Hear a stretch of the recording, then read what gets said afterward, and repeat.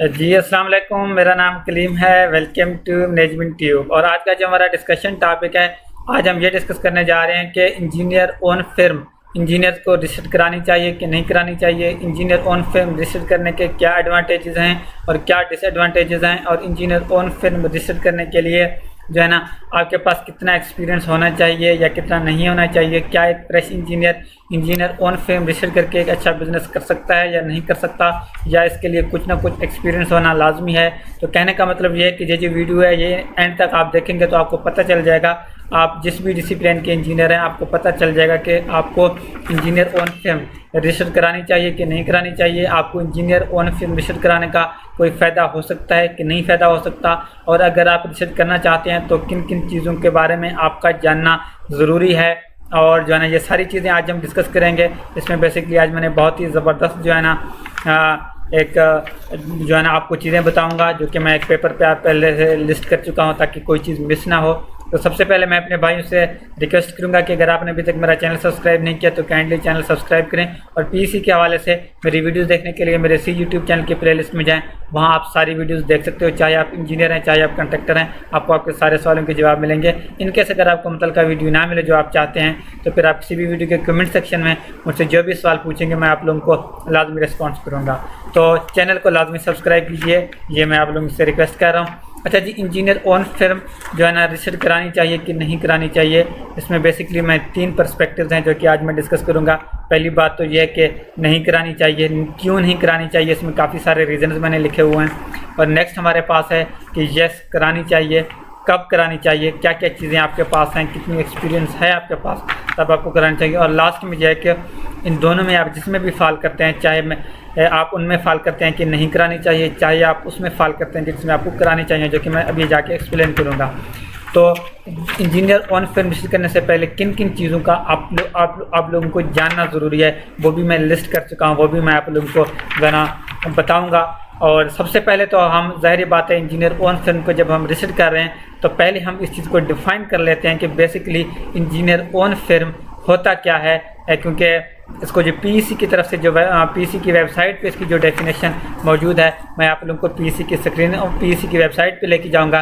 पहले हम engineer on फिर्म की जो डेफिनेशन है वो मैं आप लोगों को स्क्रीन पे दिखाऊंगा और उसको एक्सप्लेन करूंगा।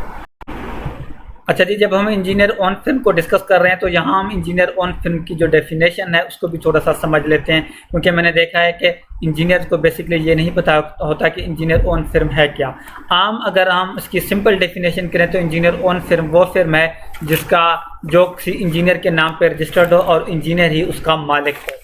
लेकिन जो है ना यहाँ 2 चीज़ें हैं जो कि मैं समझता हूँ कि आप लोगों का समझना ज़रूरी है। एक तो यह है कि एक कंपनी फॉर एग्जांपल फिर्म एक ऐसा पर्सन रजिस्टर करवाता है जिसका जो कि वो ओनर जो मालिक जो है ख़ुद इंजीनियर है। तो उसमें पीसी की तरफ से ये होता है कि जो लाइसेंस जारी होता है, जो इंजीनियर ऑन फिर्म होता है, उसमें एक एडिशनल चीज़ होती है, उसकी जो कैटेगरी होती है, कैटेगरी के साथ स्लैश करके ई लगाया जाता है। जैसे कि आप देख सकते हैं कि serial number of engineer on firm will be distinguished by adding E category, क्योंकि जब भी आप कोई फिल्म रजिस्टर कराते हैं, जब आपको लाइसेंस मिलता है तो उसमें कैटेगरी मेंशन होता है, जैसा कि C6 है, C5 है, C4 है, C3 है। जो इंजीनियर को जो लाइसेंस मिलता है जिसका इंजीनियर ऑन फिर्म हो अगर वो, तो उसमें जो है ना कैटेगरी के साथ स्लैश करके ई लगाया जाता है। और जो नॉन इंजीनियर होता है उसमें कैटेगरी में जस्ट कैटेगरी मेंशन करते हैं, जैसा कि C6, C5, C4, C3, C2, C1। Same इसी तरह अगर इंजीनियर की कंपनी हो तो उसमें जो है ना C6/E लिखा जाता है, C5 हो तो C5/E, C3 हो तो C3/E। ये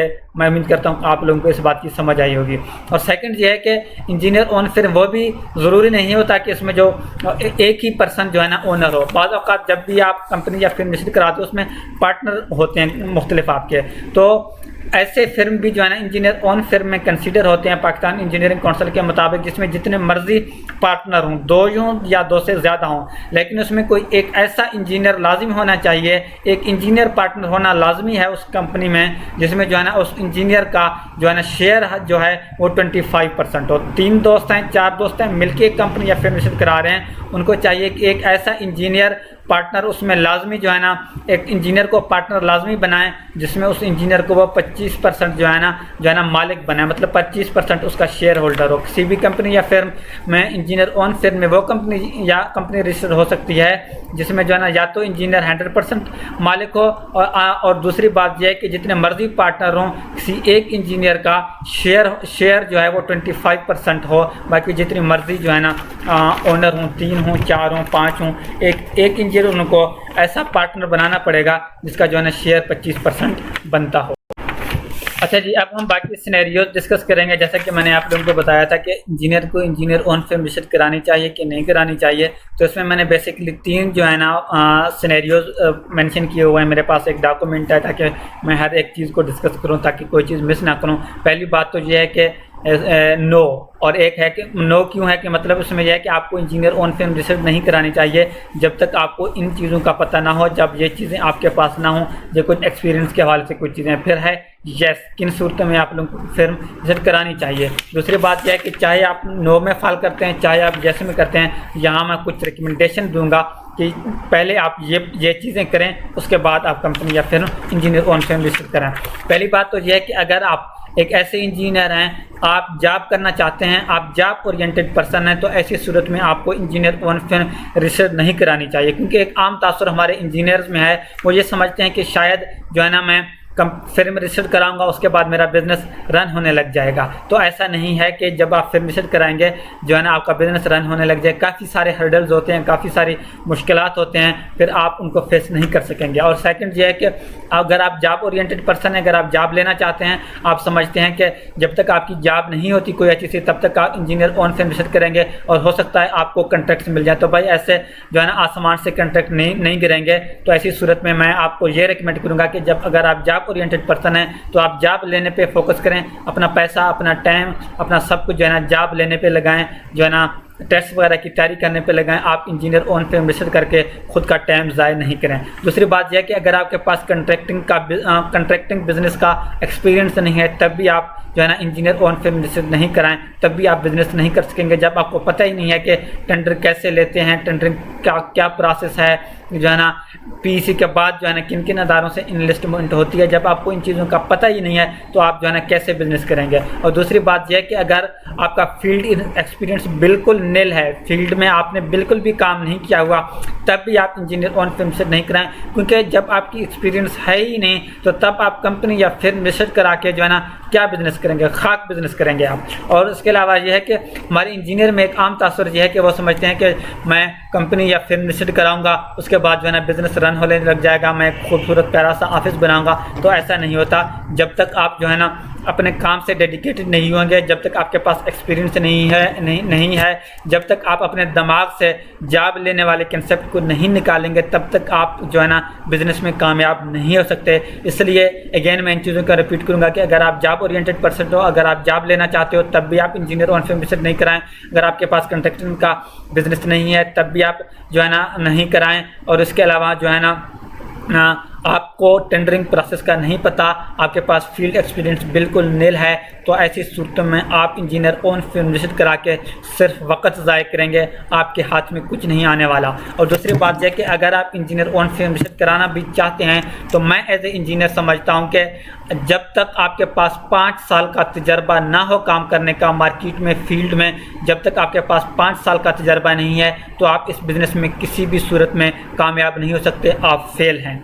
और दूसरी बात यह है कि यस जो है ना आपको इंजीनियर ऑन फिर्म रजिस्टर करानी चाहिए। एक तो यह है कि अगर आपके पास एक्सपीरियंस नहीं भी है मेरे भाई, अगर आपके पास एक्सपीरियंस नहीं भी है तो अल्लाह ताला ने इंसान में एक खासियत रखी है कि जो है ना अगर कोई एक्सपीरियंस, क्योंकि जब भी कोई पैदा होता है इस दुनिया में आता है किसी के पास कोई एक्सपीरियंस नहीं होता, हमेशा इंसान लर्न करता है। जब कोई भी शख्स मैदान जंग में जाता है, जब उसके हाथ खाली भी हों, तब जो है ना वहाँ वो लड़ने लग जाता है। अगर आपके पास ये चीज़ें नहीं भी हैं फिर भी आप बिज़नेस करना चाहते हैं, अगर आप रिसर्च करा भी लेते हैं बिज़नेस, तो फिर जो है ना मुश्किलात फेस करके एक ना एक दिन जो है ना आप अपने पाँव पे खड़े हो जाएंगे, तब आप बिज़नेस कर सकेंगे। तो कहने का मतलब ये है कि ये चीज़ें मैंने बताई हैं, अब ये होना ज़रूरी भी नहीं है। अगर आप फिर भी बिज़नेस करना चाहते हो तो आप बिज़नेस कर सकते हो, अगर आप डेडिकेटेड हो, अगर आप अपने काम से जो है ना मोहब्बत करोगे, अगर आप दिन रात मेहनत करोगे तो फिर जो है ना आप कामयाब हो सकते हो। और दूसरी बात यह है कि अब हम आएंगे येस पे कि किन सूरतों में आपको इंजीनियर ऑन फिर्म रजिस्टर करानी चाहिए। एक तो यह है कि ऐसे अगर आप जो है ना जॉब ओरिएंटेड पर्सन नहीं है, अगर आपने अपने दिमाग से ये निकाला हुआ है कि आप किसी सूरत में जॉब नहीं करेंगे, तब भी आपको बिजनेस करना चाहिए, आपको इंजीनियर ऑन फर्म रिसर्च करानी चाहिए। और इसके अलावा आप बिल्कुल 100% डेडिकेटेड हैं कि भाई मैं हर सूरत में बिजनेस करूँगा, तब भी आपको जो है ना इंजीनियर ऑन फर्म रिसर्च करानी चाहिए। और अगर आपके पास 5 साल का तजर्बा है तो ये सोने पे सुहागा है, तो आपको हर सूरत में इंजीनियर ऑन फर्म रिसर्च करानी चाहिए। और मैं समझता हूँ कि अगर आपके पास फील्ड एक्सपीरियंस है तो फिर आपको जो है ना इंजीनियर ऑन फर्म रिसर्च कराने के बाद काफ़ी सारी आसानियाँ होंगी।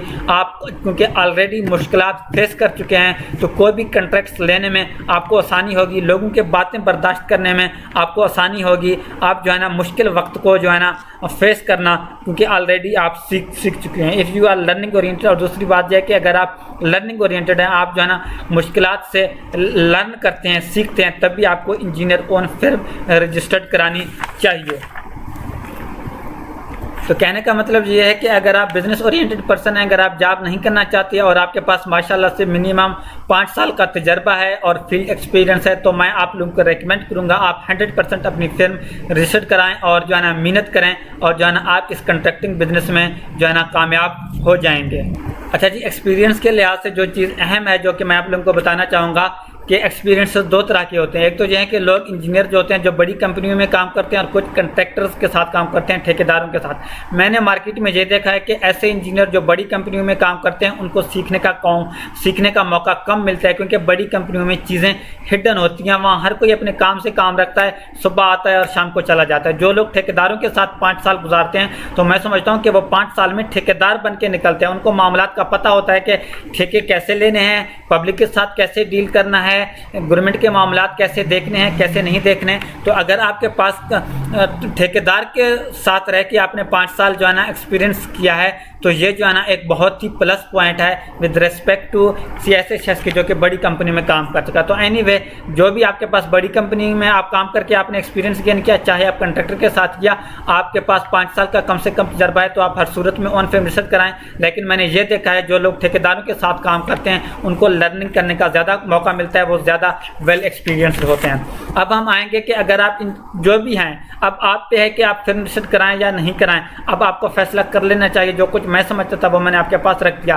लेकिन अब हम आएंगे कि जो है ना अगर आप इंजीनियर ऑन फर्म रिसर्च करना चाहते हैं तो आपको किन चीज़ों का पता होना चाहिए। एक तो आप लोगों को ये पता होना चाहिए कि आपको हाउ टू सर्च टेंडर्स कैसे सर्च करते हैं, वफाकी गवर्नमेंट के कैसे सर्च करते हैं, और जो है ना सूबाई गवर्नमेंट के कैसे सर्च करते हैं। और इसके अलावा अगर आप गवर्नमेंट कंट्रैक्ट से लेना चाहते हो तो कैसे सर्च करते हैं, और अगर आप प्राइवेट कंपनी या अदारों के करते हैं तो प्राइवेट अदारों के जो है ना टेंडर कैसे सर्च करते हैं। और इसके अलावा जो है ना कैसे बिड करते हैं, how to bid and must know complete tendering process. और इसके अलावा आपको टेंडरिंग प्रोसेस के बारे में सही तरीके से पता होना चाहिए। व्हाट इज बिड, बिड क्या है, हाउ टू बिड कैसे बिड करते हैं, how to prepare quotations, invoices बनाने का क्या तरीका है, ये जो है ना बहुत बड़ी बातें हैं। How to take work and perform work, काम कैसे लेते हैं और जो है ना काम को हम कैसे परफॉर्म करते हैं। Meet at least to few same business person of your own friendship circle. अगर आपका कोई जानने वाला है जो कॉन्ट्रैक्टिंग बिजनेस कर रहे हैं तो आप लोगों को ऐसे दोस्तों के साथ मिलकर उनसे मालूमात लेनी चाहिए, वहाँ आपको लर्निंग का मौका मिलेगा। Learn more how to get tender, आप लोगों को सीखना चाहिए। यूट्यूब पे भी सर्च करना चाहिए कि टेंडर कैसे सर्च करते हैं, बिड कैसे करते हैं, बिडिंग का क्या प्रोसेस है, कोटेशन कैसे बनाते हैं, इनवॉइसेस कैसे बनाते हैं, जो है ना वर्क को कैसे सही तरीके से परफॉर्म करते हैं, टेंडरिंग लेने का क्या प्रोसेस है। और इसके अलावा जो है ना बाकी बिजनेस पर्सन के जो है ना आइडियाज़ भी आप लोगों को देखने चाहिए। और जो है ना इनिशियली जो है ना आप लोगों को चाहिए कि आप जो भी वर्क लें उसको 100% अच्छे तरीके से काम करें, ताकि लोगों आप पे ट्रस्ट कर सकें। जो लोगों में, अदारों में, कंपनीज़ में अपनी जो है ना जो आपकी जो उनको जो है ना उन पे ट्रस्ट जो है ना बिल्ड करें, ताकि वो आप लोगों के इत्मीनान करने लग जाएं। और next, try to end conflicts by paying. और दूसरी बात यह है कि लोगों की बातें बर्दाश्त करना सीखें, प्रेशर में काम करना सीखें। और बाद औक़ात ये हो जाता है कि अगर इन केस कोई कंट्रैक्ट जिसमें जो भी काम है जो आउट ऑफ स्कोप हो जाए, जब मतलब सही तरीके से आप डिलीवर ना कर सकें, तो ऐसी सूरत में अगर एंटी करप्शन में कोई केस रेफर हो रहा हो या किसी ने आपके खिलाफ एप्लीकेशन दी है, या जो है ना गवर्नमेंट जो SDOs हैं या एक्सीएन हैं या जो भी पब्लिक हेल्थ में आपका जो भी जो है ना प्रोजेक्ट है या जिस भी इदारे में अगर उसको वो अप्रूव नहीं कर रहे, लेकिन आप बिल्कुल फंसे हुए हैं, आपको लॉस का खतरा है, लेकिन अगर फिर भी एक एज मौजूद है कि आप पैसे दे के उस प्रोजेक्ट से जान छुड़ा सकते हैं, तो हमेशा जो है ना आप डील की तरफ जाएं, बजाय इसके कि आप उस प्रोजेक्ट को जो है ना ज़्यादा लंबा करें और कल को आपको जो है ना ज़्यादा जो है ना नुकसान करना पड़े, आपके खिलाफ कोई इंक्वायरी वगैरह इनिशिएट हो, तो ऐसी सूरत में आपको पे करके आपको जान छुड़ानी चाहिए। और जो है कि how to procure material and accessories. और इसके अलावा आप लोगों को जो है ना फिर विजिट करने से पहले ये भी पता होना चाहिए कि आप किस टाइप का बिजनेस कर रहे हैं, सिविल का, इलेक्ट्रिकल का, मैकेनिकल का। तो आपको ये पता होना चाहिए कि मटेरियल की प्रोक्योरमेंट कैसे करते हैं, मटेरियल कैसे परचेज करते हैं, लेबर से कैसे काम करते हैं और लेबर से कैसे काम लेते हैं। सेम इसी तरह अगर आप सिविल इलेक्ट्रिकल और मैकेनिकल का काम करते हैं तो एसेसरीज के बारे में भी आपको पता होना चाहिए कि एसेसरीज कैसे जो है ना बाई करते हैं, किस तरह क्या एस्पेक्ट्स होनी चाहिए। मतलब कि अपने फील्ड के हवाले से आप लोगों को कुछ ना कुछ सर्च करना पड़ेगा। और इसके अलावा मैं अपने यूट्यूब चैनल पे पीईसी समेत और जो है टेंडरिंग प्रोसेस के बारे में भी काफ़ी इंफॉर्मेटिव वीडियोस अपलोड कर चुका हूँ, जिसमें मैं ये बता चुका हूँ कि टेंडर कैसे सर्च करते हैं और इसके अलावा टेंडरिंग प्रोसेस क्या है, वो भी वीडियोज़ आप देख सकते हो। डिस्क्रिप्शन में भी मैं लिंक दूंगा। अब क्योंकि ये काफ़ी लोगों ने मुझसे पूछा था कि इसलिए मैंने ये वीडियोज़ बनाई है। तो अब आप पे है कि आप जो है ना इंजीनियर ऑन फिल्म रजिस्टर कराते हैं नहीं कराते, क्योंकि जब तक आपके पास एक्सपीरियंस नहीं है तो जो है ना आप इसमें सक्सेसफुल नहीं हो सकते। अगर आपके पास एक्सपीरियंस है, आप जो है ना इंजीनियर ऑन फिल्म लाजमी रजिस्टर कराएं। और अगर आपके पास एक्सपीरियंस नहीं भी है, जैसा कि मैं बता चुका हूं कि इंसान हमेशा जो है ना गलतियां करके और मैदान में उतर के सीखता है। तो अगर आप फिर भी बिजनेस करना चाहते हैं, आपके पास एक्सपीरियंस है या नहीं है, तो दोनों सूरतों में आपके सामने मैंने पर्सपेक्टिव और सिनेरियोज रख दिए। अब आप पे है कि आप इंजीनियर ऑन फिल्म रजिस्टर कराते हैं या नहीं कराते। चैनल को सब्सक्राइब लाजमी करें। मुझे दीजिए इजाज़त, नेक्स्ट मिलेंगे इंशाल्लाह ताला किसी अच्छी वीडियो के साथ। अल्लाह ने के बाद।